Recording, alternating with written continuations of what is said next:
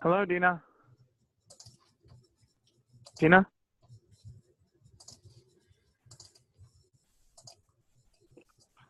Can anyone hear me? Hi, good morning, Hello? everyone. Oh, morning, Dina. How are you? Dina, Can can you you hear guys me? all hear me? I can hear you. I don't think you can hear me.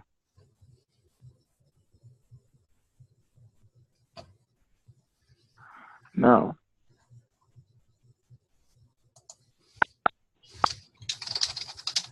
Dina, can you hear me? Dina?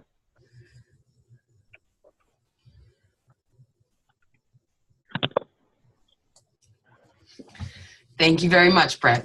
I appreciate it. So thank you guys. No, I can't hear you guys. I'm going to recall. You can or cannot?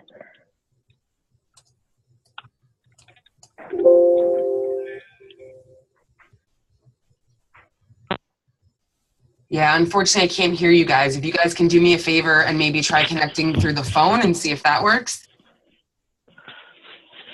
Testing. Let's see.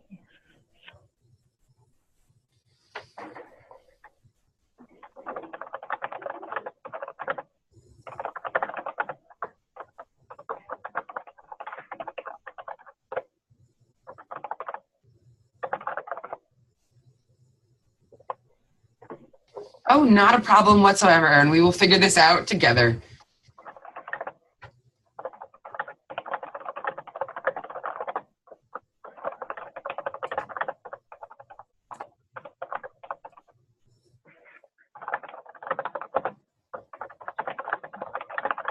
Dina, can you hear me now? I got you now, Brett. That's great to hear, Dina. Perfect. Wonderful. Testing. Hey, Brett, can you hear me? Erin, Yeah, we can hear. got you Everyone too. can hear everyone. We are all good. Yay! Welcome, Awesome. everyone.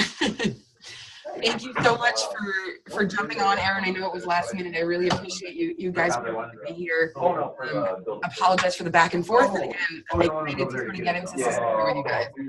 So we're gonna dive in a little bit to start with the emails, because I know, Brett, that's what you're looking for, and that's sort of where your questions lie. So I want to walk through that process with you.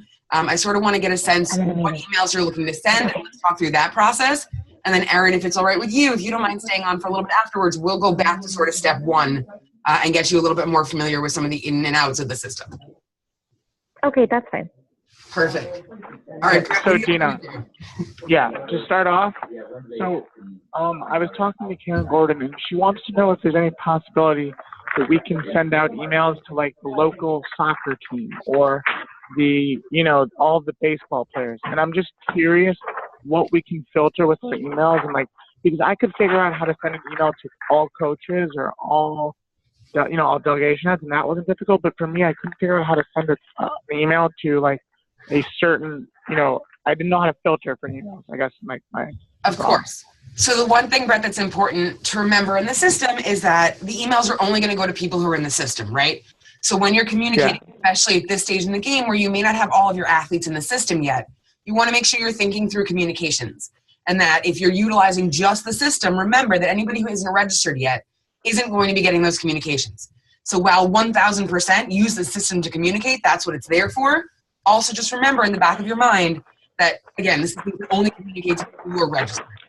The other thing... Yeah, I think it was more for the idea of, if let's say 3/4 of the hockey team signed up and they've paid 3/4 in full to make sure they got the spot on the team, to make sure they're paying the ending fourth before, May 1st, whatever the day is. Perfect. And again, once again, right, it's a great place to remind about tryouts. It's a great place to remind about events at the JCC. That's what you guys should be using it for. And I'm glad to see that's the intention here. You just want to keep in mind, again, the information is only going to go to the people who are in the system.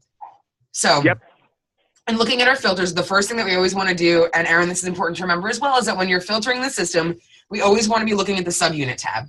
And just as sort of a reminder here, you have the account tab, and you'll see this is going to be the names of all the accounts in the system and any registrations associated with it. So for example, we can see Gordon Detroit. We know that's Karen's registration. And we can go in here and we can see that these are the 4 members of Karen's family who have registered under this account and they're all attached to this account together, so we know they're a family. You have the main tab, which is just going to show you account names, and this really doesn't do anything for us. We're never really going to be in this tab at all. And then you have the subunit tab, which is going to be each individual registrant. It's not going to necessarily show it associated to an account. It's just going to be each individual registration that's come into the system. And then we have our filtering option. And filter allows us to tell the system, okay, out of our users, please show us users that meet this specific criteria. So Brett, in your example, and you can sort of see, right, there are pre-built filters in here, some for you guys, some for level of participation. But Brett, for you, specifically, you're looking for just hockey players, right? So we're going to go ahead. Let's do local delegation. If we could, let's do local delegation hockey players. If that's possible. Of course. So the first thing we're going to do is we're going to click on filter options. And this gives us the example and the ability to tell the system very specific information we'd like it to reproduce for us. So we're going to go to fields, because fields annotate every question that's asked in the system. And Erin, as a point of reference for you, the two ways that we're going to be filtering the system generally are going to be forms and fields.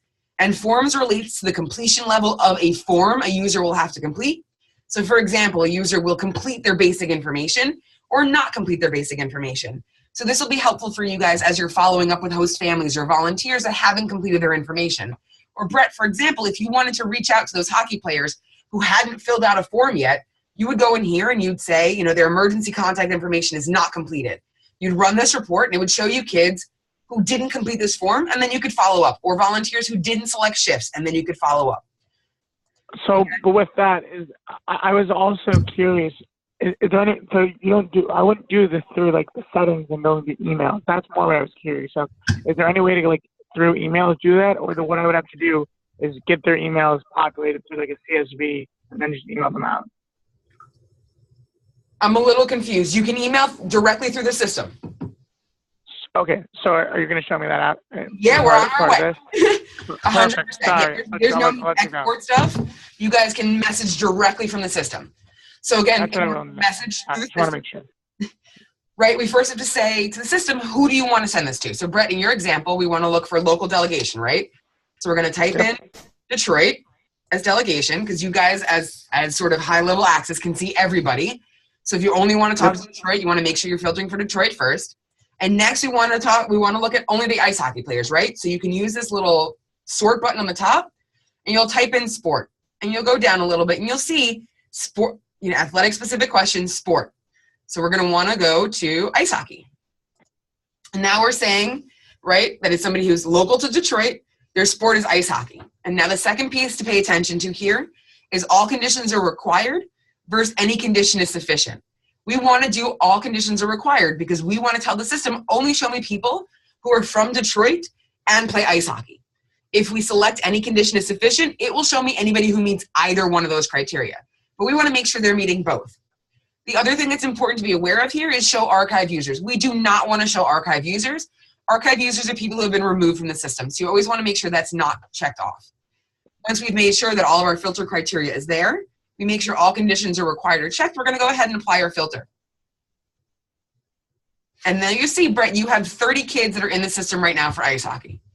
So let's say you want to email your ice hockey kids. You're going to go ahead, you're going to select all, and you'll see once you've selected all, and they've all sort of turned that gray, that orangey yellow color, up here is the option to send a message. You'll see in here all your emails that are already built. So you'll go ahead, you'll select the one that you want to send. It'll show you an example of an email. You'll make sure everything reads the way you want it to. You're going to go to 2, and you're going to select where you want this email to be sent to. What it's set up with is the welcome login and basic information. Those are going to always be the 2 that you want to have on there as a minimum. You always, with any and every email you send, you want to make sure those 2 at a minimum are selected. On top of that, depending on who you're communicating to, there's additional ones that may come into play. So for example, if you're emailing hockey players, you're going to also want to email their parents, right? So you're going to go. Yep, understood. Yep, so you would select parent guardian information 1 and 2, and you'd select. And now you'd see that those pop up on top. And this is the system telling you these are the 4 places where this email is going to go when you hit send. Okay, that was all perfect, thank you. Is there any way we could go back and I saw you say, you know, it's going to say send a message. you were going quickly and I didn't see exactly where that was. Can we go back a few steps and make sure I know where that was? Not a problem. Okay, so And then Brett, all we're the gonna also, yep. once we get through this, I want to take it one step further and we're going to work on building the emails. So I want to make perfect with that as well. So again, you're perfect. Sounds good to me. once So you've yeah, applied, got all that down. once you've applied all of your filters, right? Again, we make sure our filters are there, and you'll always see them displayed here. If you don't see them displayed here, you know they're not applied. So we see Yep. And I see it now. Yep, perfect. Thank you so much. We select all, and then it's right up here in the top right corner, and it's send message. Right there. So perfect. the Okay. step that has to happen before that, right, is we need to make sure we have the message ready to be sent. So in order to do that, we're going to have to build our email. Remember that only the top access level accounts can build emails. So Brett, this is something that you're going to do. This is something that Jeremy's going to do. This is something that Erin, you're going to be able to do. But this is really only those 4 top level accounts. So your volunteers and those people will not be able to build these in the system. So it's important that you guys know that sort of differential. So in order to build your emails, you're going to go into your settings tab and you're going to drop down to emails. You'll then see there's a whole variety of emails that sort of already exist in the system. Again, you'll see we've left the examples from last year in here if you wanted to use them as you're building your own. But what you can see here is these are the ones that are already set up, right? So these are the ones that Brett, we worked with your team, and Erin, we worked with your team at the beginning, so that when somebody registers, they get a welcome email. And it's depending on their level of participation. Now it's time to start thinking about the next emails that we're going to send. And we're going to talk about that in our next group training next week or the week after. But this is where you're going to build them. So, for example, if you wanted to build a new email, you'd click create a new template.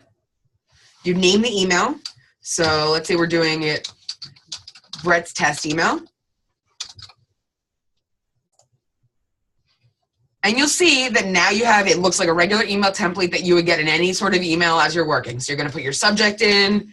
So, volunteer check-in, whatever it is.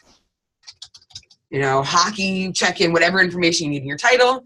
You're going to go ahead, you're going to type your email, get whatever information you need. Once it's ready to go, let me know, and I'll go into the back end and I'll add your logos. And then you're ready to send. At any point in time, you can always view an example. One other thing that's important to remember is the ability to customize emails with personal touches. And that's done through tokening. So for example, let's say you wanted to send an email to your hockey people and you wanted to address them by their first name. You go ahead and you hit add token.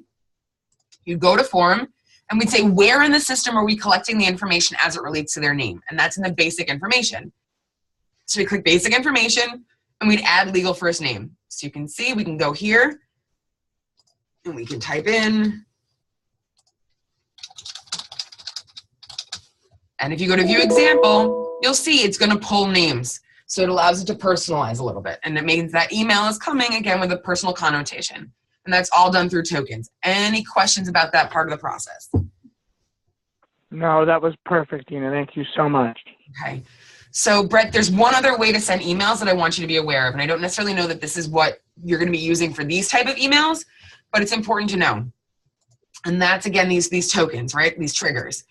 And like we said, so for example, you can see these little arrows. I mean, the email is going to go automatically based on something. So based on a user doing something in the system, this email is going to automatically go.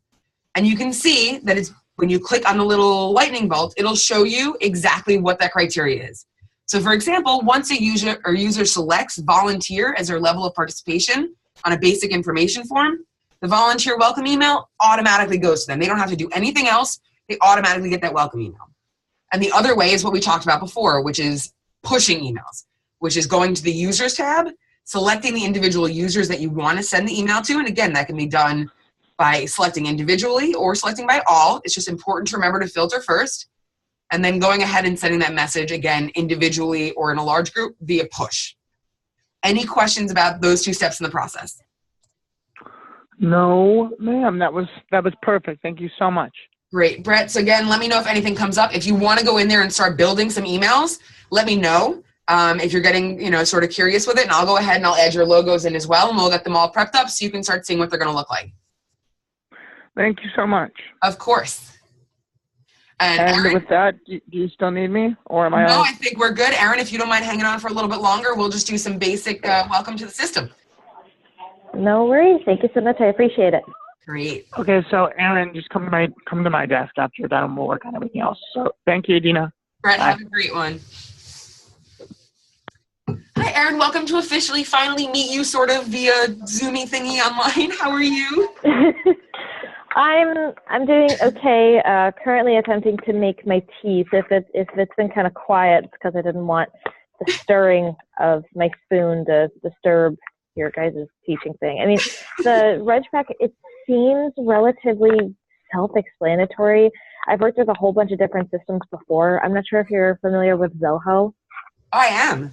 at all. Right. Okay, so I've worked with Zoho before, and so not necessarily like with the email parts, but the filtering, the filtering's fantastic. So, Oh, that's amazing. You have some like infrastructure technology background, and you're not this is music to my ears on so many levels. Yeah, it's so funny because like Brett is just like, okay, copy this and paste this. Like, okay, I grew up with copy and paste. I think I'm good.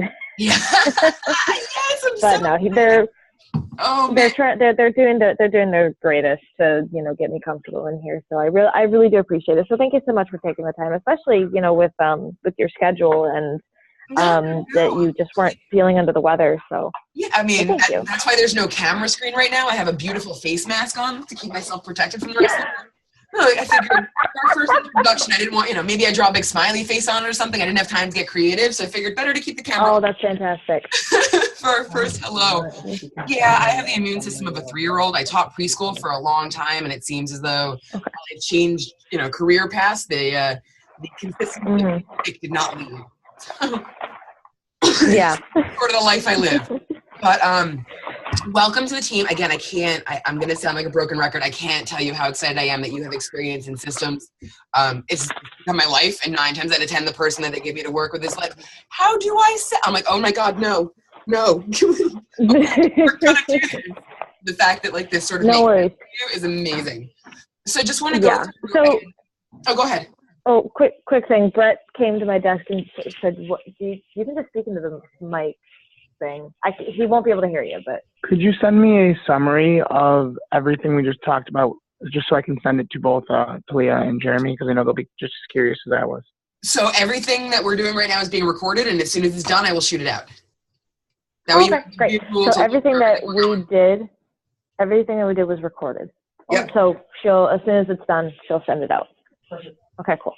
Yep. And Erin, know that that's sort of, in case they've shared it with you already, that's going to be sort of the case moving forward with all of our trainings and everything. Everything gets recorded and sent out to you guys afterwards that you can reference it later on. Thank you. For training purposes. Thank you. All right. So diving into this wonderful system that is RegPack. It is pretty intuitive. Again, I live in it year round, so my approach to it is also, and my vision of it is a little bit skewed and different because I'm always in it. But things that are sort of important for you to know as you're going through the system and you're starting off are going to be those filters. And again, it sounds like you have a good grasp on it. Again, we've got basic project filters. These are available to everyone. They're really not specific. It's just going to pull by level of participation. That's why having the ability to go sort of delve into different levels here makes it easier for you guys as a host community. One of the things that we spoke a little bit about before that's imperative to keep in mind is that you guys do have access to everybody in the system. So when you're looking at Detroit-specific information, you always want to make sure that you're adding that level of delegation as Detroit. Otherwise, whatever filter you apply is going to apply to everybody in the system. So example, if you have athletes, you're going to see all your visiting athletes as well. So you just want to make sure that you're adding that level anytime you're in the system and you're doing that filtering. Of course, the caveat to that is if you're looking at host families or you're looking at volunteers, those are levels of participation that are unique to Detroit. So you don't have to filter by delegation at that point because nobody else is going to be able to volunteer. Nobody else is able to register as a host family. That only appears if you select Detroit as your delegation. Gotcha. Again, your fields will let you search for literally every single question we ask a user in their registration. Again, the search by field or form, the type in is going to allow you to find those questions easier. So for example, if you know you're looking for the answer for a specific question, again, rather than scrolling through every single question that's asked in the system, if you start typing it up here, like does the participant require a kosher home, as soon as you start typing it in, it's going to pull the things up so you can search for it easier there. You're going to find that's really going to come in handy when we start doing housing training, things like that, and you need to look for kids with specific allergies and specific pieces in the system. Again, the other piece here that comes in handy is the filtering by forms. The main piece here is really at this point in time going to help you guys with follow-up. And it's as you're looking in the system and you notice you have volunteers who haven't selected shifts. You have host families who haven't filled out their host family forms. You may find that you have host families that haven't registered additional members of their family. And this allows you to sort of, again, filter by the completion level of certain forms so that we know we can make those pushes for host families as we need to, as we're getting closer to matching time, so we make sure we have all of them in the system with all of their information. And again, filtering by form just allows you to do that a little bit easier. So one of the other things that we have in the system which allows you to sort of extract data and manipulate it in an Excel spreadsheet is user reports. So the important caveat here is that you need to filter before you run a report. It's just the nature of the system, the same way with the filter, right? And you have to tell the system who you're looking for and then what information you're looking for those users. So we filter by user, and then we'll go ahead and we'll hit report. And if you go to view all reports, you'll see there's a ton of them that are sort of built in the system for you already. These are ones that have been built based off of what we found host communities use in the past. Again, you can certainly feel free to use any of these if you want. As a high-level admin, you also have the access to build your own. So one of the things I just want to show you here is how they implement. So again, we'll go to field. We'll say we want to look at athletes. Again, we're going to say athlete Detroit. Apply filter. Again, you'll see it refresh. It removed ice hockey. And then we can pull any of these reports. And you'll see once we pull the report, your screen will refresh and sort of look like an Excel spreadsheet. You'll click download as a CSV. And then it actually becomes, it'll download as an Excel spreadsheet that allows you to manipulate any of the information you may need to in here. The one thing that's important is when you're saving this information and you go to save as, make sure you're putting it as an Excel. You'll see it'll automatically go to a CSV. And as you know, if you save as a CSV, reopening it will do you absolutely no good and you can't use the information anymore. So just make sure when you're downloading, you're changing that file ending to an HTML, to an Excel rather than a CSV. Again, I know when I had, oh, go ahead. No, go ahead. So I remember like when I was trying to, the first thing I had to do in RegPack was to actually specifically do like the user reports and figure out who hasn't filled out a specific number of beds or how many kids that they can host. And we did exactly this, but I think it was for Detroit. So Brett showed me a little bit how to use the filters. And then once I was able to put it in an Excel spreadsheet, then I was able to like highlight what I needed and make the changes that I did without changing the information on RegPack. So that was nice because it was only used for like one specific email for like 6 different people. Exactly. It allows you to extract data without, like you said, manipulating the system in a negative manner. It's essentially just like where we get our data from before manipulating it to whatever we need to. Exactly. Also knowing that at any point in time, if data needs to be adjusted in the system, you have the opportunity to do that as well. So let's go through reports a little bit, and then I'll show you sort of editing registrations and what that process looks like. Okay. So again, for reports at any point in time, similar to filters, if you would like to build your own, you have access to do that. Again, this access is really limited to just the highest end accounts. So that's you, that's Brett, that's Talia, and that's the general account that I know that Jeremy's using to have access to. And at any point in time, you go to the back end here. Again, we have, a template sort of area for you to set up. So go ahead and you'll click New Report. You'll store it under Host Community Reports. And you can name it whatever you'd like. Something that's important to know here is that if you'd like to set it as a quick view, what that does is when you click your reports under the User tab, this will drop down as one of your top reports. You won't have to go to View All Reports and find it. It'll pop up sort of again in that top drop-down list. So if you find it's a report that you're using over and over and over again, I recommend setting it as a quick view. So again, this is sort of the format it'll look like when you're building out a report.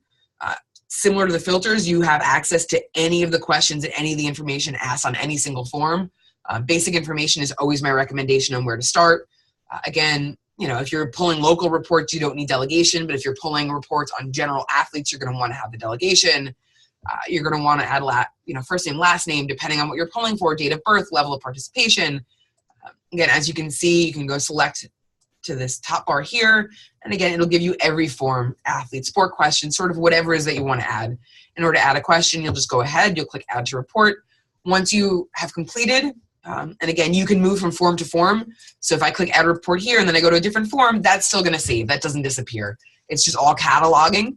And then when I say that's it, I'm done, you'll see all of the things that we've clicked are going to show on your main form, and you'll go ahead back to report management, and you'll see that this report now exists. So if you wanted to go to your users and you wanted to filter for a specific user, and then you wanted to run that report, you'd go ahead, you go to view all reports, and then again, you'd see it down here at the bottom as an out. Okay. So those are, again, you can Great. build it out at any point in time if you want to. And then there's editing a lovely user. So just to quickly go through user status, this is a marking thing. So for you guys, like let's say you're monitoring kids who haven't submitted a form or host families who haven't entered a bed number. This is just a little bit of a check mark system that you can use internally. Nobody else will see it except for you when you log into your account. But let's say you wanted to say, you know, a red exclamation point for all the people you haven't followed up with yet who haven't entered beds, or a green check mark for those you have. That's there for your use should you choose to use it. Should you choose to use it. There's a little chat bubble here. We kindly ask that you guys don't touch that. That's going to be our way of communicating with the visiting delegations if their kids have been confirmed and if their visiting spectators and individuals from their delegation have been confirmed. The next is a drop down of the individual's name. If you click on it, you can sort of see information that has been entered into the system for this user. It's very basic information. You also have the date that the user started their registration. You'll also have a user status bar. Next to it, it'll show you how many forms out of how many total forms have been completed. And then you have set status as. The important thing to remember with set status as is that this is how you can delete or archive a user. So something that's important to know is that RegPack never actually deletes information. It's stored on a gazillion different servers, and basically all that happens is it removes it from an active participant in the system. So if you go ahead and let's say you've got host families or a teen or somebody who's no longer participating, you can go in here and you can set their status as no longer participating, and then they'll be archived from the system. So for example, now that they've been removed, we know it was Karen. I can go ahead, I can find Karen Gordon. You can see that she's been archived because she's been gradiated out. And at any point in time, I can go in here and I can remove that status for that user, and she comes back to life. So if you have somebody, for example, who told you they couldn't participate, even though they completed all their stuff, and then they reach out a month later and they're excited because, yay, their schedule changed and they can now come back, that's an easy way to, again, archive them in the system and bring them back to life, so to speak. They don't have to go in and redo the entire registration. Okay, great. That is good to know, because that was actually going to be one of my questions. Like, what if all of a sudden, like, it's just exactly what you said. You answered my question. So thank you. Appreciate it. Yeah, and especially from a host community perspective, you find it often that, you know, a volunteer will say, well, there's no way I can do it. I'm so sorry. And then 3 weeks before, they're like, well, I can do this and I'm really excited. And can you get me back into the system? And rather than having to start from scratch and make them re-register again, just all the information is saved, especially for our host families who may have already gone through the background check process. All the stuff will reactivate and her account will be live again. Okay. So one of the other things to notate here is that the status bar, if you click on the user status bar, it'll show you all of the forms associated with the user that they have completed on the left-hand side. And then on the right-hand side, it'll show you your admin forms. And these are the forms that only we have access to as admins. The user will not see them. You know, when they're in the front end, when they're actually going through the registration process, these aren't things they see at all. They're just being asked to complete these forms. So let's get somebody with some more information here. So again, you can see here, if you you'll see that there's a red dot next to some forms. That indicates that the form locks once a user has completed it. So for example, if a user is saying that, you know, they entered their birth date wrong, they're not going to be able to change that information. That form is locked once they've completed it. So in these instances, you guys and myself and visiting delegation heads will have to log in to the back end of the system and help make those adjustments for them, simply because they can't. The reason that these certain forms are locked this way is because we're asking them to check and sign off on certain waivers and certain legal documents that we don't want them to then be able to go back into and de-check and say no to, if that makes sense. Once they've said yes, we want to capture that yes and lock it in, so to speak. Mm-hmm. So the other pieces here, and you can see it's going to be, if you click on any of these forms, they're editable. So you'll see you can go and click on a user's form, you can click edit, and you can scroll down, and all of these things are now open and editable to you on the back end. So for example, and you can see, right, there's green check marks next to all the questions that have been completed, and there's a red circle next to the ones who haven't. So again, we can go in here and we can see, you know, what they've done here. And again, this is one that we can clearly see, right? We wouldn't necessarily in this instance have to follow up with this user because we can see, do you keep a kosher home? Yes. And we see that they've answered yes to kosher style. So we can we can click no here. We can answer that for them because it looks like it was one question they missed.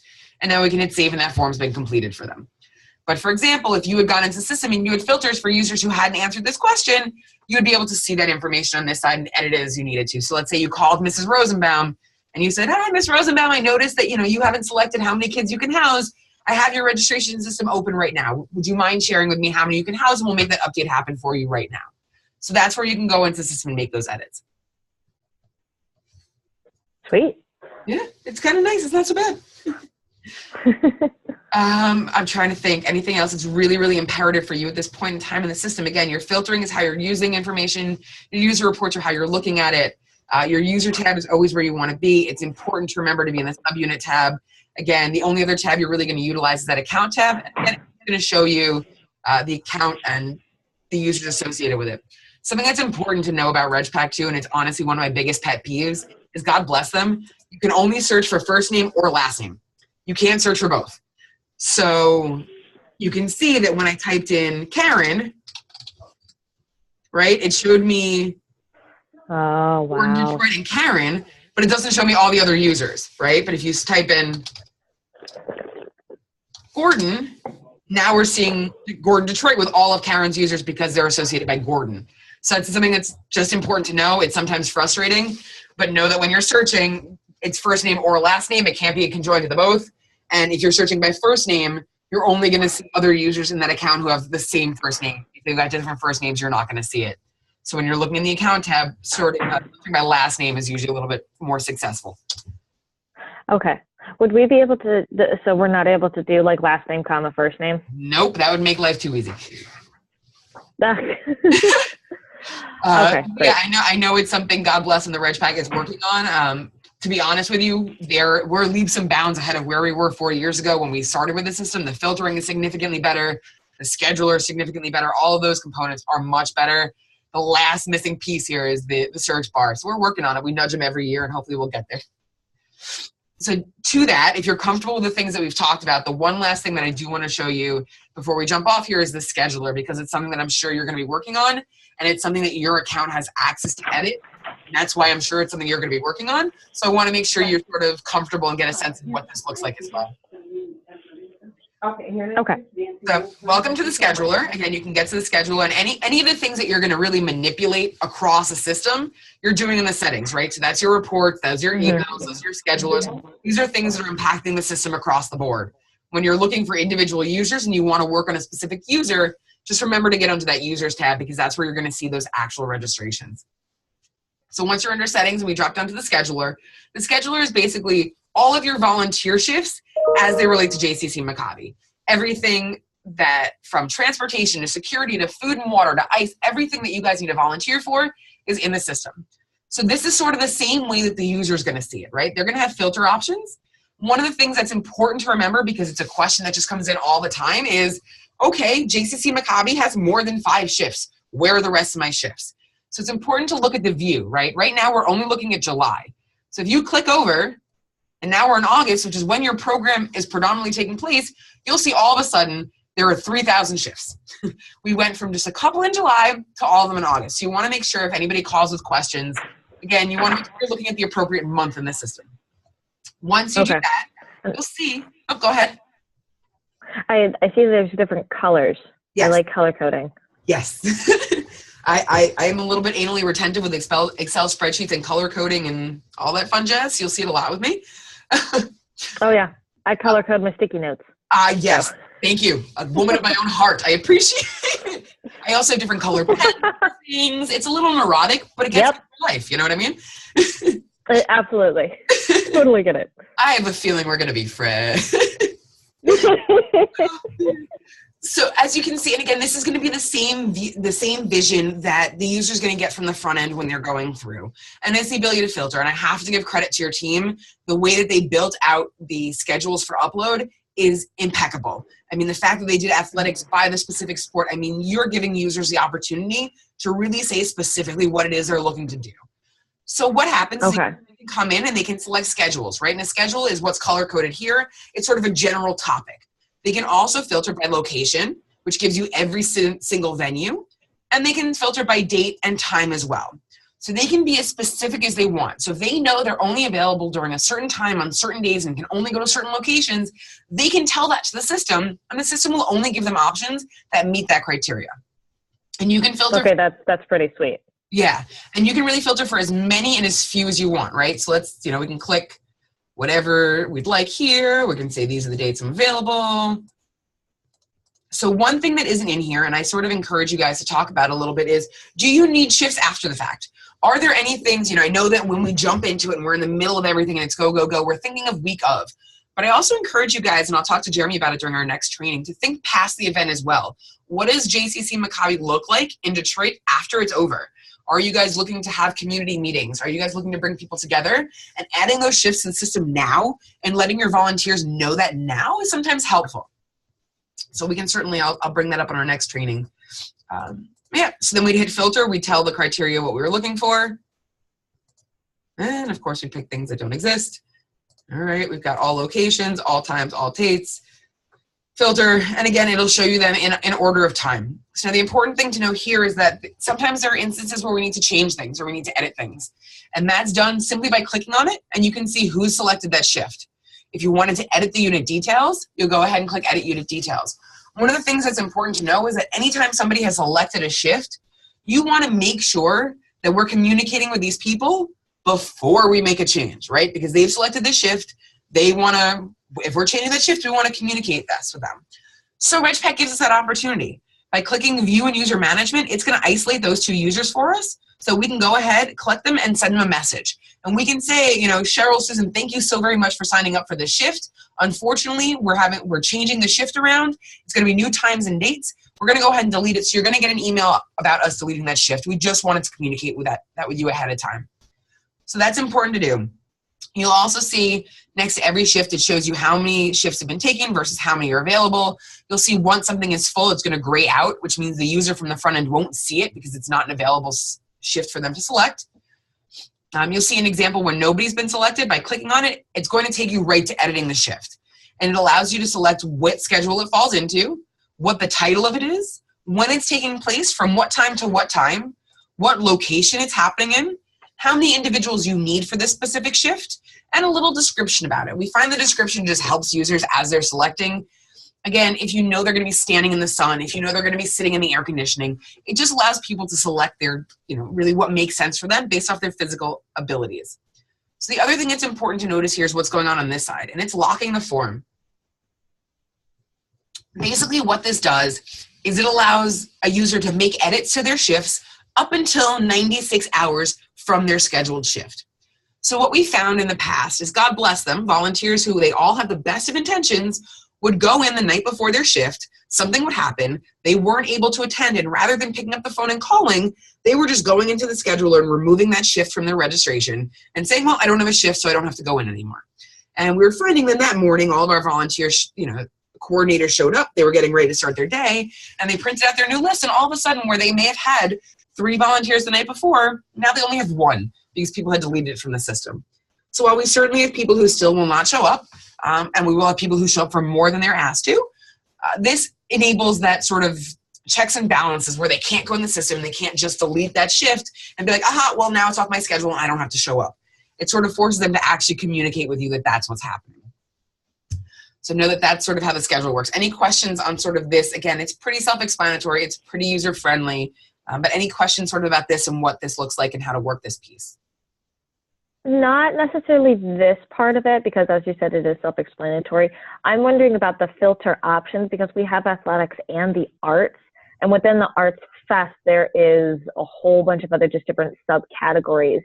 And I didn't know if there was a possible way to, if need be, if it does get too crazy, because we're going to be having so many kids there, and maybe we are going to need volunteers for specific ones that they want to do, say improv or etc. Would we be able to add a filter?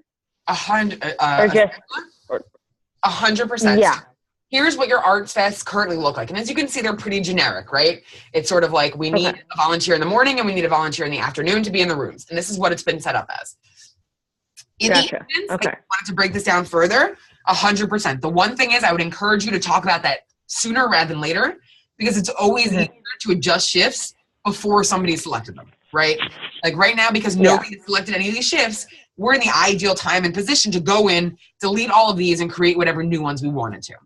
And in order to do that, create a time unit. And that's simply by clicking up here. Again, you're selecting what category it falls into. So we can say Arts Fest. Unfortunately, because the way the scheduler is set up, everybody's going to have to fall under Arts Fest. But you can break it down, right? So once you select the Arts Fest, you could say, you know, rock band assistant. If that's what you want it to be, you'd select the date, you'd select the time, you'd fill everything in. Again, we want a lock, and we want to do the 96-hour lock. Once you had all the information in, you go ahead and hit create. Once you hit create, you would see it appear here, and then again, we could delete anything else that we wanted to. In order to delete, once you click on it, the delete button is right there. Oh, perfect. Okay, yeah, I had to squint to see that one.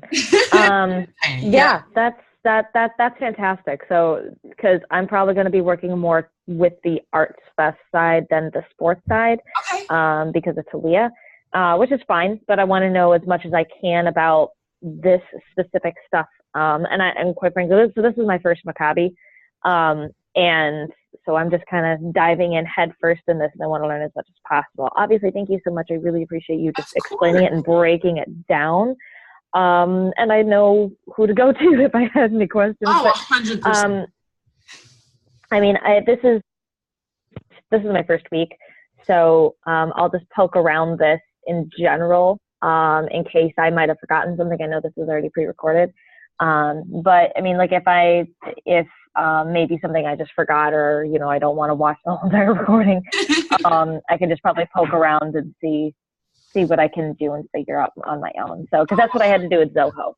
So, and they had videos, but oh my gosh, did I have to get really hands-on with that? So it's just another system. That's all it is. Yeah, 100%. And we have training videos for all the trainings we've done before now. So Erin, what I'll do is I'll put that in an email to you so you have those to reference as you want to as well. One other thing, since you sort of are a little bit more comfortable with systems and management, the help button is always here. Use it.